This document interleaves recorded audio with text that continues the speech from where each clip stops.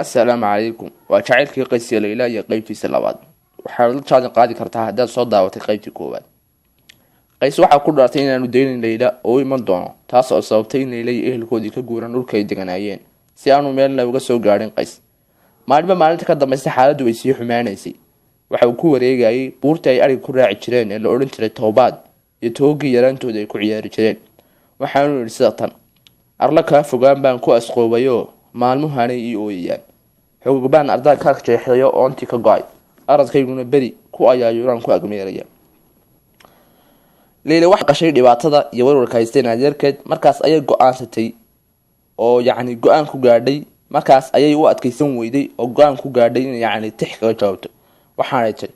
saxara dhex joogtiyo iyo Soomalhaadkiyo siigada dhacaysiyo seeraha fogaadiyo buuraha salkoodiyo sabarkiyo banaanada ma soo siyaartaa ma soo booqda saxariirka caashaqu hay noo sinaado aan soo salaamay Qays iyo Layla waa laba ruux oo isjeclaaday kuwii isugu jacaylka badnaa ee soo maray dunida inta taariikhdooda hayo labada qalbi haday kulmi lahaayeen Qays iyo Layla bada iyo waro intuu way u dabaaldegi lahaayeen iska daayna u dabaaldegaanay xataa kalluunka badda ku jirsa ayaa u tubi lahaa laakiin sida tan ay tolo maxaa dhici doona Layla waa la guursaday oo yaa guursaday Layla guursanin ilaahda wardi kadib markii aabaheed ku qasbay taasna waxay geeri ku noqotay Qays oo markii uu maqlayba saxari iyo buurihii la wareegeen xaaladiisa caafimaad noqotay mid ay dhaqaatiirtu ka daaleen Qays aabihii ayaa maalin ugu yimid god isagoo hurda waxa aanu ka dalbaday guriyihii iyo meeshii waaladii joogeen Qays oo markii uu laabtay aad ayaa loo canaantay iyadoo qof kasta ku leeyahay maxaad naftaada u halaagaysaa ma gabadh kale baa dunidan ka weyday iyadoo waliba loo soo bandhigay carabta hawle ugu qurux badnaa balse waa ku indhasaartay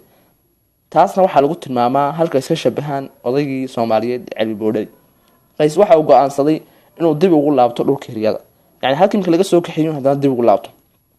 Qays ma uu guursan wali waayo Layla dunida way joogtaa dayaxna way la wadaagtaa xidigahana way la tirisaa sidaas oo tahay Qays wax kasta waa kullidi talo kasta oo daba ordaa waxay ka sii muuqataa hal fadhigeed habeenka iyo maalintuna way u kala dambeeyaan afarta jeer dawlad waxaanu yiri isagoo ka cabanaya Layla sida looga fogeeyay dadkoo idil baa iga ka asturo ma adduunka dhan baa iga hiidinayo indhihii isixraan aragooda jeclaa ma arki Layla ifka may joogaan ma ilaawi kare qisada soo koobo macnaheeda wuxuu ka cabanaya sida loogu diiday sida uu arko sida looga qariyay sida looga fogeeyay sida looga xaasidiyay iyadoo dadku ay dad ehelayihiin oo ilmaad yihiin waa adeerkii qofkan san u galaya isaga labadaas ruux aad ay u adkaatay inay kulmaan kaliya waxa wararka kala qaadi jiray safarada u kala gooshaya Shaam iyo Jasiiradda Carabta maalinta ka dambaysa Qays waxa uu ka sii baxay saaxadda nolosha qof darab awdal noqon nolosha ka sidacaya waxaana hareeyay warwar walaaciyo walbahaar Laylana ma moogna saaxiibkeed waxa haysta way la socota xaaladaas habeenada kamid ah ayay jaariyadii loogu yeeri jiray Marjaan ay waraaq ugu soo dhiibtay taas oo ka baadhbaadhaysay dooxooyinka waadiyada iyo lama degaanka Allah ayaa waqtigu muxuu isbedelayaa shalay Qays iyo Layla waxay ku wada ciyaari jireen banaanada iyo guryahooda xilliga carruurta ahaayeen maantana waxa u dhaxeeyay waawiyada murugada oo mid walba dhinaciisa ka daaqaya haday isku dayaan inay isu soo gudbaanna waxa qaadanaya mawjadaha bayaan xariista Marjaan wali way deydaysaa Qays oo mehelin Qays waxa uu joogaa buur dusheed oo wuxuu banaankii fidsanaa uga soo muuqday humeeg banaankii fidsanaa saxara waxa uga soo muuqday humeeg soo buur dusheed saaran himsi waxa uu sawirtay Layla oo doonays hase yeeshee badhaantu way soo socotay ilaa ay u soo dhawaatay balse waa qof dumar ah aad ayaa u farxay waa jaaradii Marjaan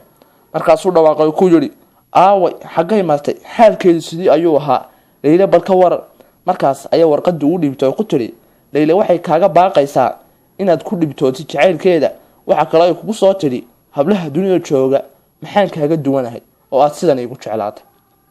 warqadda Layla waxay ugu calaacalaysaa Qays bay ugu calaacalaysaa Qays bay calaacal soo jeedinaysaa iyadoo kule adiga ayaa xaq u leh inaad noloshayda wadaagto waxaan iga guursaday nin aan naxariis lahayn oo indhaha igu guba waxaan nahay laba isnacab oo caw ku wada caweeya markaas ayaa Qays xanaaqay oo sida tan yiri insha Allah inta ku jirnaa maanta qiraanaya waxaan ka tagayaa assalaamu calaykum wa rahmatullahi ta'ala wa barakaatuh balanteena waa qayb saddexaad